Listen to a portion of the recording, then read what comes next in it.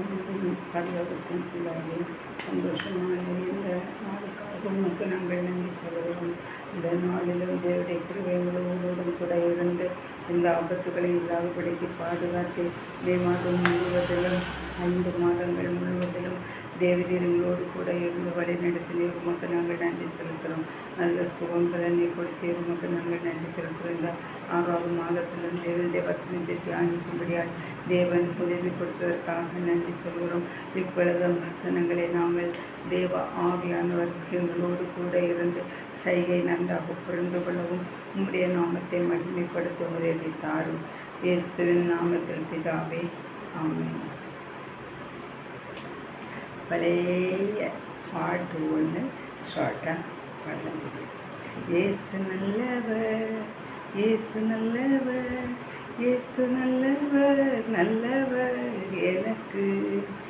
ஏசு நல்லவர், ஏசு நல்லவர், ஏசு நல்லவர், நல்லவர் உனக்கு. ஏசு நல்லவர், ஏசு நல்லவர், ஏசு நல்லவர், நல்லவர் நமக்கு. சரியா? இயேசு எப்போதும் நல்லவராகவே நம்முடைய வாழ்க்கையில் இருக்கிறார். ஆமென். தேவனுக்கு ஸ்தோத்திரம். இந்த நாளில் நாம் தியானிக்கிறது என்னவென்றால், தேவன் கொடுத்த கட்டளை. முதலாவது தேவன் உண்டாக்கின மனிதர்களாகிய ஆதாமுக்கும் ஏவாளுக்கும் தேவன் கட்டளை, சட்டம் கொடுத்தார், ரூல்ஸ் கொடுத்தார். என்ன ரூல்ஸ் கொடுத்தார்? இந்த தேவன் உண்டாக்கின எல்லாம் அழகாக இருக்கிறது, எல்லாம் உங்களுக்கு சொந்தம் விருப்பம். ஆனால் ஒரு மரத்தின் கனியை பறித்து சாப்பிட வேண்டாம். அது ஒன்று தான். மீதி எல்லாம் உங்களுக்கு சொந்தம், எல்லாம் போட்டு போ. ஆதாமுக்கு சொன்னார் எல்லாம். பட் ஒன்றே ஒன்று, மரத்தில் இருக்கிற அந்த பழத்தை பார்த்து சாப்பிட வேண்டாம். அப்போ அதுக்குள்ளே என்னது? நீங்கள் தப்பு செய்தால் தேவ கோபம் வரும் என்று அர்த்தம் நம்ம புரிந்து கொள்ள வேண்டும். ஆனால் கொஞ்ச நாள் போகும்போது ஆதாம் தன்னுடைய மனைவி ஏவாள் தேவனுடைய சத்தத்தை கேட்கவில்லை. தேவனுடைய வார்த்தை கட்டளைகளுக்கு கீழ்ப்படியவில்லாமல் போனாங்க. கீழ்ப்படியாமையினால, ஆதாமுடைய கீழ்ப்படியாமையினால உலகத்தில் பாவம் ஆரம்பமானது. ஆதியாகமம் 2ஆம் அதிகாரம் 6, 7. ஆதியாகமம் 2ஆம் அதிகாரம் 16, 17 ஆகிய வசனத்தில் என்ன சொல்லியிருக்கு? தேவனாகிய கர்த்தர் மனுஷனை நோக்கி, நீ தோட்டத்தில் உள்ள சகல விருட்சத்தின் கனியையும் புசிக்கவே புசிக்கலாம். ஆனாலும் நன்மை தீமை அறியத்தக்க விருட்சத்தின் கனியை புசிக்க வேண்டாம். அதை நீ புசிக்கும் நாளில் சாகவே சாவா என்று கட்டளை கொடுத்தார்.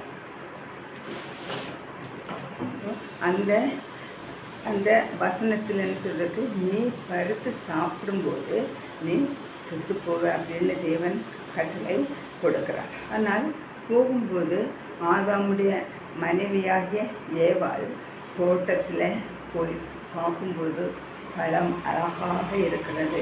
பார்த்தார். அழகாக பார்த்த உடனேயே பறித்து சாப்பிடணும் போல இருக்கு. அந்த டைம் பிசாசானவன் சர்ப்பம் வடிவிலேயே வந்து ஏவாள்கிட்ட ருசியாக பேசி பேசி பேசி பேசி தேவன் சொன்னதுண்டு, நீ பழங்களை சாப்பிடும் போது நீ தேவனை போல மாறலாம், உனக்கு அது ப்ராப்ளம் இல்லை.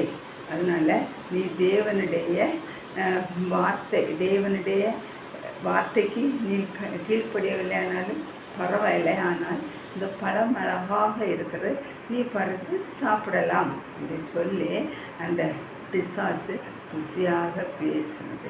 உடனே அந்த ஏவாள் அந்த வார்த்தையை கேட்டு, அது புசிப்புக்கு நன்றாக இருக்கிறது, பார்க்க அழகாக இருக்குதுன்னு சொல்லி அதை பறித்து ஏவாள் தானே சாப்பிட்டு சொந்த கணவன் ஆதாமுக்கும் கொடுத்தார்.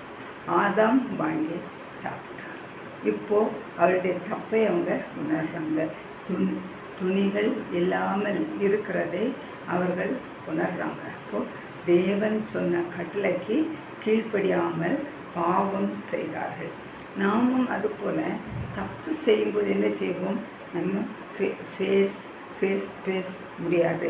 பயந்து நிற்போம்ல. நம்ம தப்பு எங்கே ஆஃபீஸில் வேலை அல்லது நம்ம ஸ்கூலில் வேலை எங்கேயாவது இல்லை வீட்டு குடும்பத்திற்குள்ளே ஏதாவது நம்ம தப்பு செய்யும்போது ஒழித்து நம்ம இப்போ தைரியமாக நிற்க முடியும். அதே போல் ஆதாமும் ஏவாளும் தப்பு செய்து தேவனோடு கூட எப்போது மாலை நேரத்தில் தேவன் வந்து பேசி சந்தோஷமாக ஐக்கியமாக இருந்தால் தப்பு செய்த அப்புறம் தேவனை சந்திக்க முடியாதபடிக்கு அவங்க என்ன செய்தால் அங்கே மரத்துக்குள்ளையாக ஒழித்து தோட்டத்தில் ஒழித்து உட்காந்துருக்குறாங்க 2 பேரும்.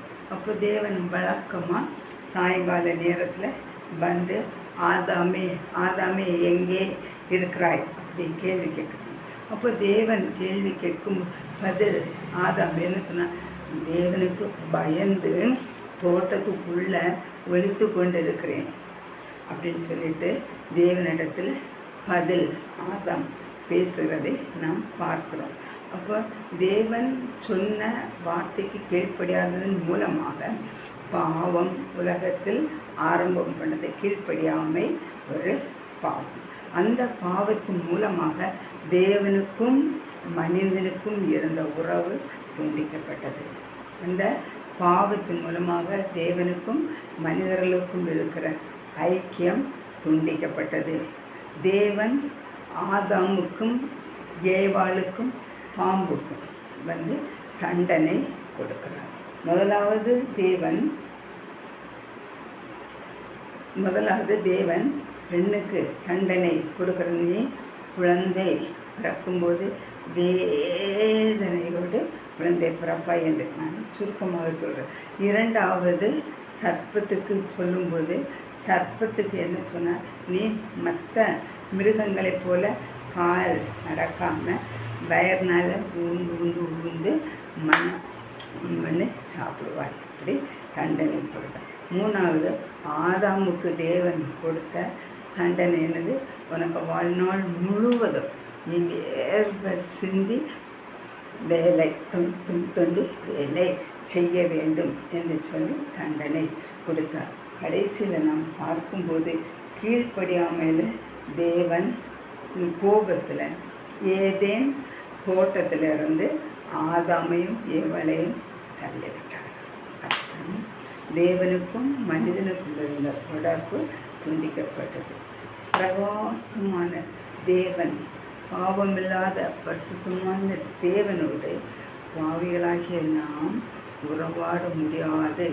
நாம் பயந்து நடுங்கி ஒழித்து கொண்டு இருக்க வேண்டும். ஆனால் அதற்கு மாறாக தேவன் மனித குமாரனாக இந்த உலகத்திலே இயேசு என்னும் நாமத்தில் உலகத்திலே பிறந்தார்.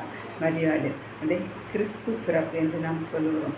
அதன் பின்பு இயேசு பிறந்து வளர்ந்து 3.5 வருடங்கள் சுவிசேஷம் வேலை செய்து நம் எல்லாருடைய பாவங்களுக்கும் ரட்சிப்பு விடுதலை கொடுக்கும்படியாக சிலுவையிலே தன்னுடைய ஜீவனை அதன் மூலமாக மறுபடியும் தேவனுக்கும் நமக்கும் இயேசுக்கும் நமக்கும் இருக்கிற தொடர்பு கண்டினியூ பண்ண முடிந்தது. யார் மூலமாக? இயேசு கிறிஸ்துவின் மூலமாக. முன்னால் முடிக்கப்பட்ட அந்த டைம் மாறி இயேசு கிறிஸ்துவின் மூலமாக நமக்கு ரட்சிப்பு, பாவத்திலிருந்து விடுதலை. நாம் செய்த பாவத்தை இயேசுவிடத்தில் நான் தப்பு என்று மன்னிப்பு கேட்கும்போது, நாம் தவறை ரியலைஸ் பண்ணும்போது, நம் தப்பிலிருந்து விடுதலை பெறுவதற்கு இயேசு ஆயத்தமாக இருக்கிறார். அதனால் இந்த பாவ உலகத்திலே வாழ்கிற நாம் மறுபடியும் தப்பு செய்து நாம் துக்கத்திலே நாம் வாழாதபடிக்கு பரிசுத்தமான தேவனை பரிசுத்தமாய் பக்தியோடு தேவன் முன்பாக உண்மையோடு நாம் வாழ்க்கை செய்து தேவனுடைய நாமத்தை மகிமைப்படுத்த வேண்டும். நம்முடைய சொந்த வாழ்க்கையும் ஆசீர்வாதமாக இருக்கும். அதனால் நான் தப்பு செய்தேன்னு சொல்லி கவலைப்பட்டு சோர்ந்து போய் இருக்காதபடிக்கு இயேசுண்டத்தில் வந்து, இயேசுவே என் பாவத்தை மன்னிங்க, எனக்கு ரட்சிப்பின் சந்தோஷத்தை மறுபடியும் தாங்க என்று சொல்லி இயேசுடத்தில் கேட்கும்போது நம்முடைய எல்லா பாவங்களையும் இயேசு நீக்கி நம்முடைய பரிசுத்த இரத்தத்தை ஊற்றி நம் ஒவ்வொருவருக்கும் விடுதலை, சந்தோஷமான வாழ்க்கையை கொடுப்பார். அப்பொழுது தேவனோடு நாம் மறுபடியுமாக தொடர்பு வாழ்க்கை செய்ய முடியும். இயேசுவோடு கூட நாம் பேச முடியும். ஜபத்தின் மூலமாக இயேசுவோடு நாம் பேச சந்தோஷமாக இருக்க முடியும். வேத வசனங்களை வாசிக்கிறதன் மூலமாக புரிந்து இயேசுவோடு கூட நாம் ஐக்கியமாக சந்தோஷமாக நாம் வாழ முடியும். அநேக வேத புத்தகத்துக்குள்ளே தானியேல், தாவீது, யோசேப்பு நிறைய பேர் தேவனோடு இருந்தார்கள். தவறு செய்தாலும் தவறை மன்னிப்பு கேட்டு மனம் திரும்பி மறுபடி இயேசுவோடு ஐக்கியமாக சந்தோஷமாக வாழ்ந்தார்கள். அதனால் ஆதாம் ஏவாள் தப்பு செய்து மன்னிப்பு கேட்கவில்லை. அதனால் தேவன் என்ன செய்தார்? தோட்டத்திலிருந்து ஏதேன் தோட்டத்திலிருந்து வெளியேற்றார். இப்போது மன்னிப்பு கேட்கலாம். யார்? இயேசு ஆயத்தமாக இருக்கிறார். நம்முடைய இருதயத்துக்குள் இருக்கிற எல்லா தப்பான, கசப்பான, கோபமான காரியங்கள், ஒருத்தருக்கு பகை, ஒருத்தருக்கொருவர் இருக்கிற விரோதங்கள் எல்லாம் நீக்கி நம்முடைய இருதயம் பரிசுத்தமாய் வாழ்வதற்கு தேவன் உதவி செய்வார். இயேசு கிறிஸ்து நாம் ஒவ்வொருவருக்கும் உதவி செய்ய ஆயத்தமாக. இயேசுனிடத்தில் நாம் போய் மன்னிப்பு கேட்டு அழுது ஜெபித்து நம்ம பாவ வாழ்க்கை தூர இறந்து விட்டு பரிசுத்தமான வாழ்க்கை செய்து வாழ்க்கையில் நல்ல சந்தோஷமாக வாழ ஆண்டவர் உதவி ஆசீர்வதிப்பாராக. ஆமென். ஜெபம். அன்பின் பரலோகத்தின் பிதாவை, சந்தோஷமான இந்த நேரத்திற்காக உமக்கு நாங்கள் நன்றி சொல்லுந்த நாளிலும் நாங்கள் படித்த வசனத்தை தேவன் ஆசீர்வதித்து தாரும். ஆதாம் ஏவாள் தப்பு செய்து தேவனுடைய கூட இருந்த உறவை துண்டிக்கப்பட்டது. ஆனால் இயேசு கிறிஸ்து மூலமாக எங்கள் ஒவ்வொருக்கும் மறுபடியுமாக பாவத்திலிருந்து விடுதலை, பாவத்திலிருந்து ரட்சிப்பு நீர் ஆயத்தப்படுத்தி கொடுத்திருக்கிறதற்காக நாங்கள் நன்றி சொல்லுவோம். எங்களுடைய பாவங்கள் எல்லாவற்றையும் மன்னித்து பரிசுத்தமான வாழ்க்கை தாரும். உடைய பரிசுத்த இரத்தத்தை ஊற்றி எங்கள் ஒவ்வொருடைய சரீரத்தையும் பரிசுத்தமாக்கும்படியாக நாங்கள் ஜெபிக்கிறோம். நாங்கள் எப்போதும் எந்த சூழ்நிலையாக இருந்தாலும் ஏசப்பா உங்களோடு சேர்ந்து வாழ்வதற்கு உதவி தரும்படியாக ஜெபிக்கிறோம். ஒவ்வொரு குடும்பத்தையும் ஆண்டவர் ஆசீர்வதிங்க. ஒவ்வொருடைய வாழ்க்கையிலும் பலவிதமான நன்மைகள் வேண்டும்.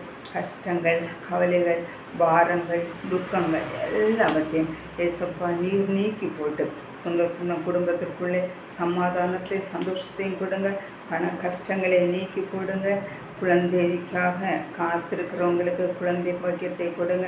திருமணத்திற்காக காத்திருக்கிறவங்களுக்கு திருமணத்தை ஆண்டவர் ஆயத்தப்படுத்தி கொடுத்து ஆசீர்வதிங்க. குடும்பங்கள் எல்லாரும் சந்தோஷமாக கர்த்தருக்குள் மகிழ்ச்சியாக இருக்க உதவி தாரும். இயேசுவின் மூலம் வேண்டுகிறோம் பிதாவே. ஆமென். கர்த்தர் ஒவ்வொருவரையும் ஆசீர்வதிப்பாராக.